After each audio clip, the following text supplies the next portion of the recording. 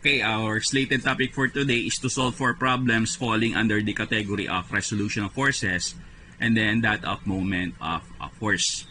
So, but before anything else, explain ko lamang yung mga corresponding formulas that we will be using to solve for these particular problems. So, to solve for the value of the resultant, we have this particular formula. R is equivalent to square root of the summation forces of x squared plus square root of the summation forces of y squared. So, pag sinabi natin summation, we will be considering all the corresponding forces. Tapos kukuhanin natin yung halang net result o net effect. So, this particular symbol is read as summation forces of x or summation of all forces, wherein all forces going to the right are considered to be positive, whereas all forces going to the left are considered to be negative. So, in this case, upon simplification of this summation, makakuha tayo dito either ng positive or negative sign convention. So, ang positive as well as negative sign convention only indicates possible direction.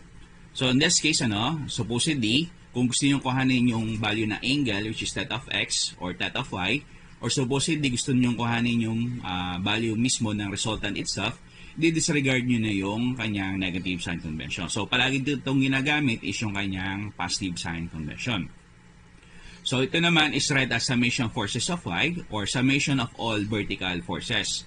All forces going up are considered to be positive, whereas all forces going down are considered to be negative. So, once again, similar nung kanina, kapag nakakuha ng positive or negative sign convention, it only indicates possible direction.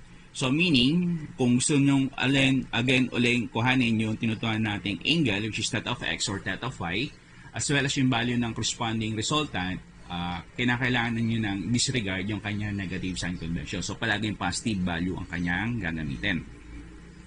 So, kung gusto nyo i-breakdown naman yung mga corresponding forces, f of x at f of y in their corresponding values, we have here at least two possible set of formulas in terms of theta of x as well as in terms of theta of y. So, in terms of f of x, you have f cosine ng theta of x. In terms of f of y, you have f sine ng theta of x. So, in terms of theta of y, so from cosine, gagawin lang natin siyang sine in terms of x.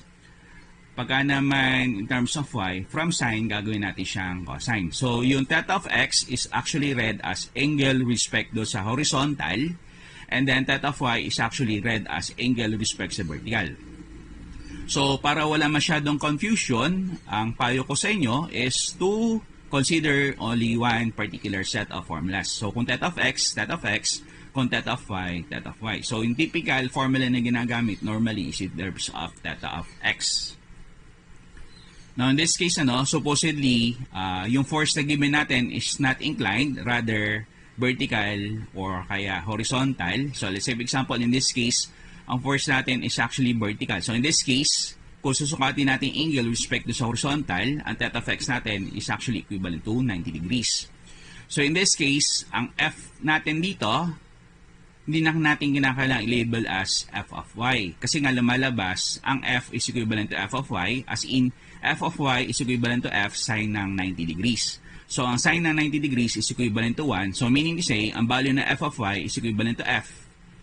Also, kung titignan natin yung figure, purely vertical to, wala siyang x component of force. So, meaning to say, ang f of x dito is equivalent to 0. So, to prove this claim, breakdown natin yung f of x, you have f cosine ng 90. So, ang cosine naman ng 90 would yield a 0 value. So, f multiplied by 0. So, you have here, in this case, f of x is equivalent to 0.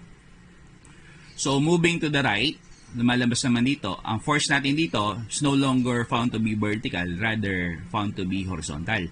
So, in this case, ang angle natin, since susukatin natin siya with respect do sa kanyang x-axis, ang angle natin is then found to be 0. So, in this case, ang f natin dito, di na natin kinakailangang i-label as f of x kasi nga lumalabas, ang f of x, kung i-breakdown natin, you have f cosine ng 0. Ang cosine ng 0, hindi 0, rather, ang cosine ng 0 degrees is actually 1, so 1 multiplied by f is equivalent to f.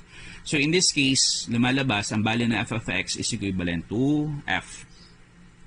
So, since horizontal yung force natin dito, wala siyang y component or f of y is equivalent to 0, So, to prove this claim, f of y is equivalent to f sine ng 0 degrees. So, in this case, ang sine ng 0 degrees is no longer found to be 1, rather, ang value niya is equivalent to 0. So, you have f multiplied by 0. So, in this case, f of y is therefore equivalent to 0. So, moving on to the last set of formula, we have moment of force. So, moment of a force is described as the product between force multiplied by the perpendicular distance.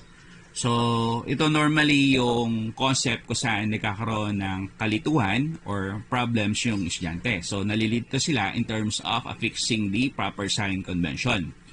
So, let's say for example, we have here a Cartesian plane. So, in this case, we have the first, second, third, as well as fourth quadrant.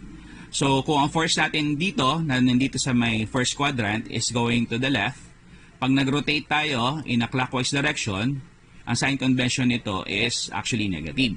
So, kung force naman natin dito sa first quadrant is going to the right, at magro-rotate tayo in a clockwise direction, ang force naman natin dito is considered to be positive. So, ang dapat nyo lang tandaan is, if the corresponding arrowhead of the force is along the direction of the turning motion, it is considered to be positive.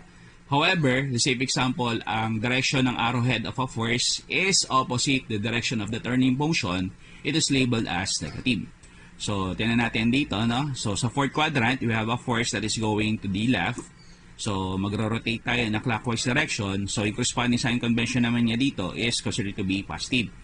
So, we have here an oppositely directed force going to the right. So again, taking moment of a force going in the clockwise direction. So since oppositely directed sa lubong yung corresponding arrowhead, it is considered to be negative. So mag-refer na lamang kayo sa corresponding configuration for the proper sign convention.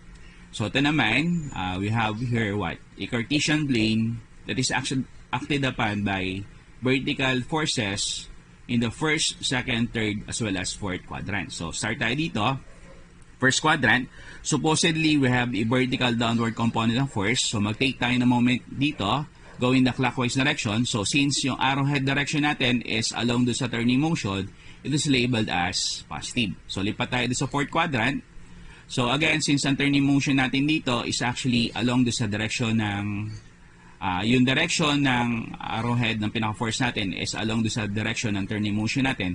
Again, yung force natin dito is labeled as positive. However, kung ang direction naman ng force natin dito o yung arrowhead direction ng pinaka-force natin dito is opposite the direction of the turning motion, it is labeled as negative.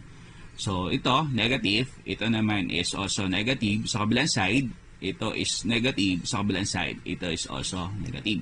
So, pagka-along, it is considered to be positive. So, along, positive, ikot, along, positive. So, pwede na tayo mag-start ng problem solving natin.